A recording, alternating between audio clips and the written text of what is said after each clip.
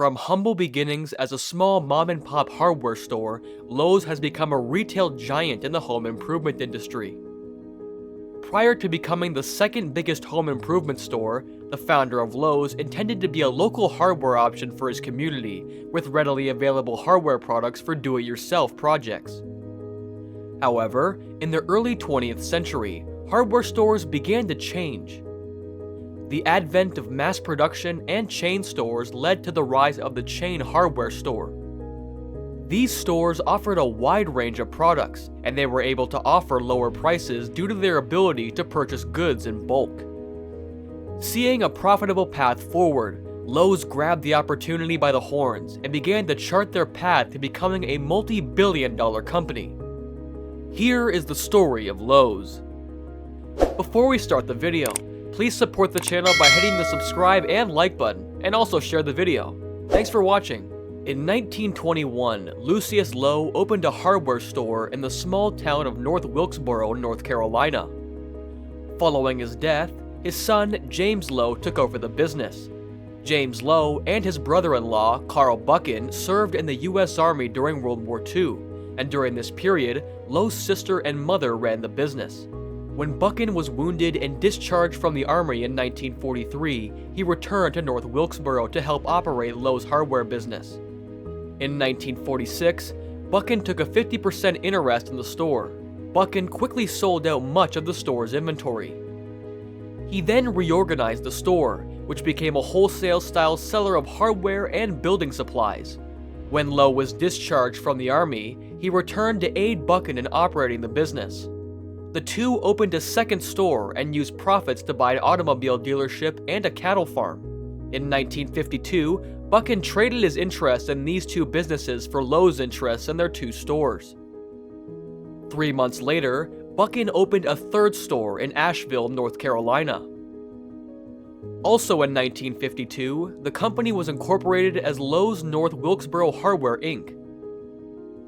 From 1952 to 1959, Buchan expanded operations and sales increased from $4.1 million to $27 million. The post-World War II construction boom made the hardware business very profitable.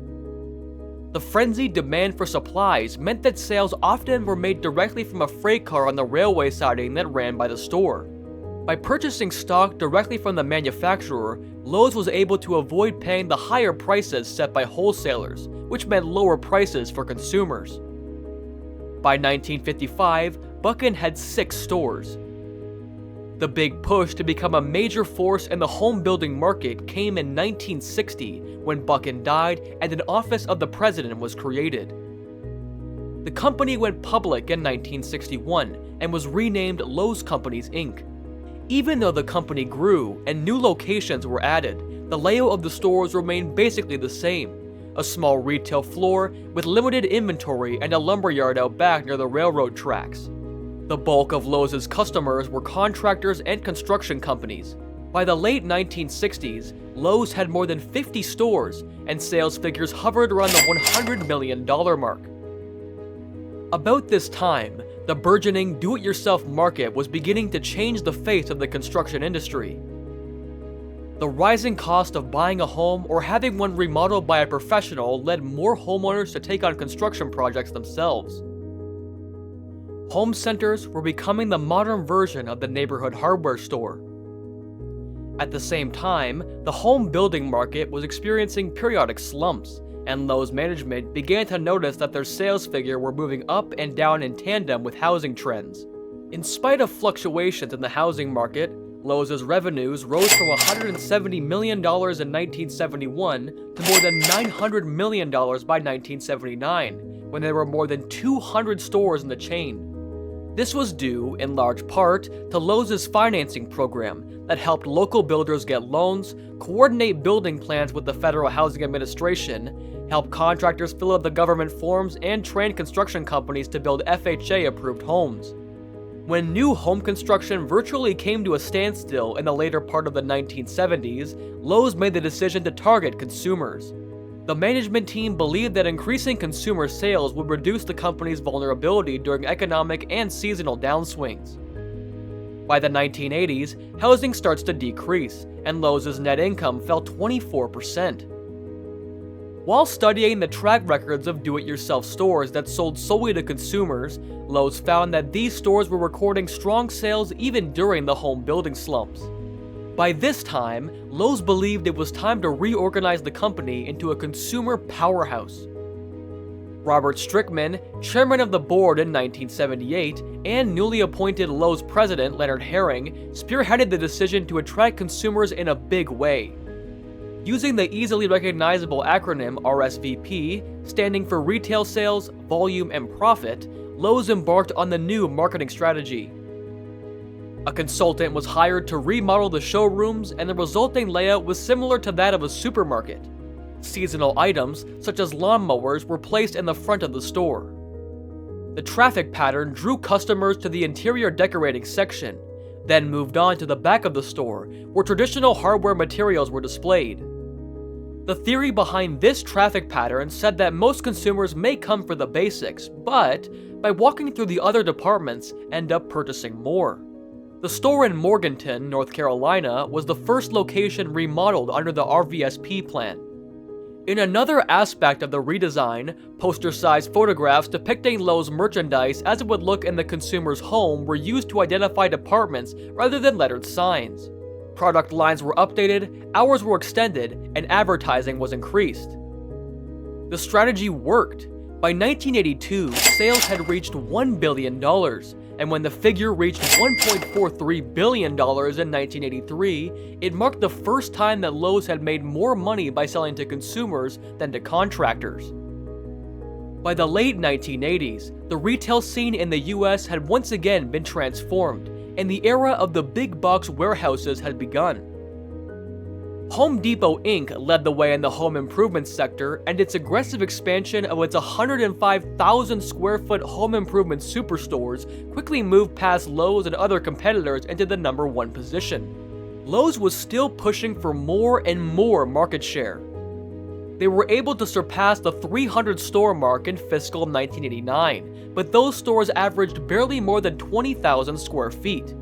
The company had opened some larger units in 1988, including a 60,000 square foot store in Knoxville, Tennessee, a 40,320 square foot unit in Boone, North Carolina, and a 60,480 square foot store in North Chattanooga, Tennessee, but none approached the size of a Home Depot. Lowe's also made some adjustments to its product lines, as core consumer goods areas, hardware, tools, paint, plumbing, home decor, and stereo equipment were expanded, while such fringe items like exercise equipment, bicycles, and bath linens that had crept in over the previous decades were phased out.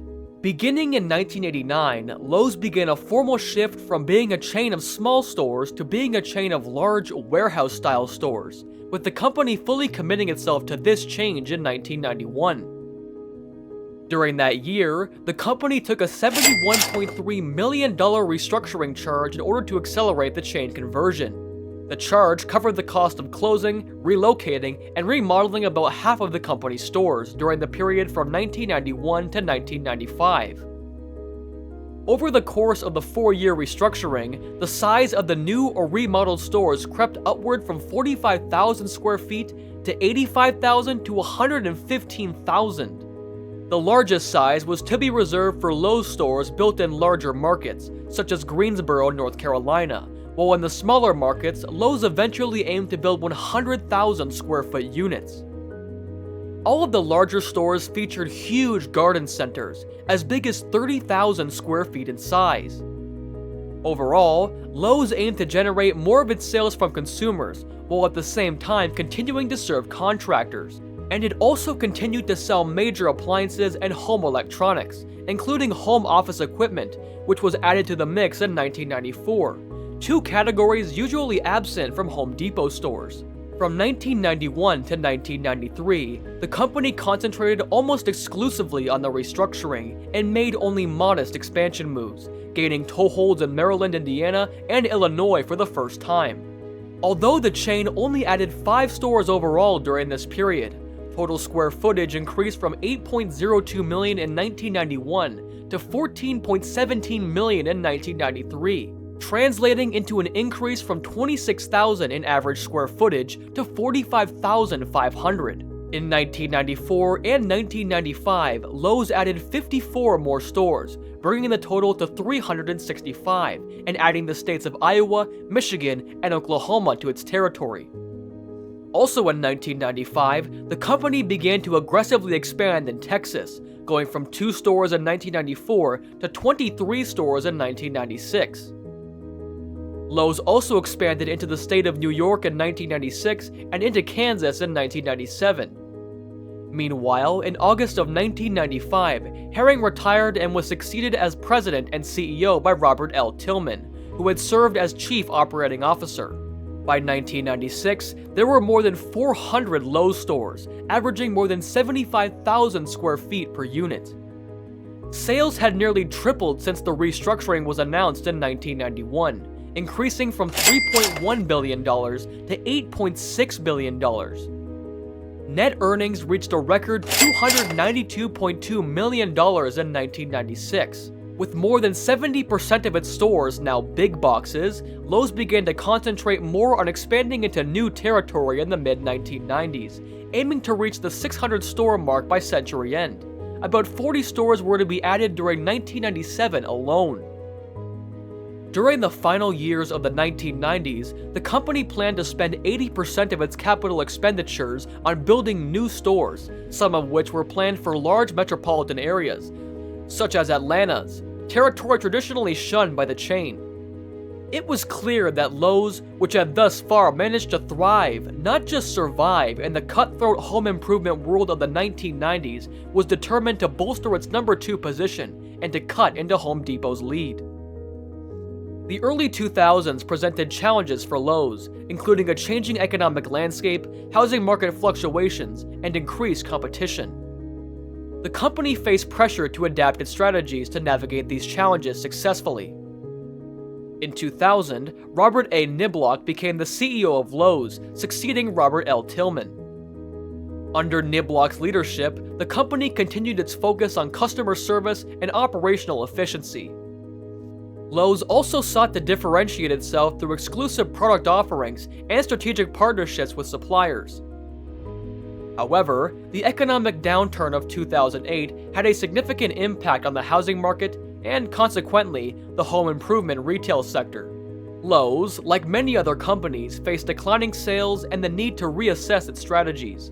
During this time, the company implemented cost-cutting measures and shifted its focus to improving store productivity. In 2018, Marvin R. Ellison took over as CEO. Under his leadership, Lowe's continued its focus on e-commerce, omni-channel strategies, and further enhancing the customer experience. With the U.S. housing crisis looming and the steady cost increases to maintain a home, we're all interested in seeing how will this company continue to thrive and navigate in the U.S. economy. So now it's your turn to tell me what you think. What are your thoughts on Lowe's? Is Lowe's one of your primary hardware stores, or do you prefer somewhere else? What new innovations do you think Lowe's should offer next? I would love to hear your thoughts on this topic. Please leave your comments down below.